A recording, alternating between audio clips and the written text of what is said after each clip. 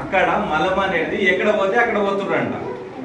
అంటే మలం అంటే తెలుసా, బాత్రూమ్ వేయడం. బాత్రూమ్ ఎక్కడ పోతే అక్కడ పోయేవాళ్ళు అనమాట, పోతుంది. అప్పుడేమైంది, ఆ ఈగలు దోమలు వస్తాయి కదా, అవన్నీ దాని మీద కూర్చొని మళ్ళీ వచ్చి మనం కుట్టడం వల్ల ఆ ఊరంతా అందరికి వేరే వేరే రోగాలు రావడము అలాంటివి చేయడము జరిగిపోయిందంట. ఊరంతా ఒక రోగిష్టి గ్రామంగా మారిపోయిందంట. ఓకేనా? అంత మంచి ఊరు ఒక మల విసర్జన లేకపోవడం వల్ల, కరెక్ట్ మల విసర్జన బయట పోవడం వల్ల, బహిర్గత మల విసర్జన అంటారు దాన్ని. బయట పోయి మనం చేయడం ద్వారా అట్లా జరిగింది.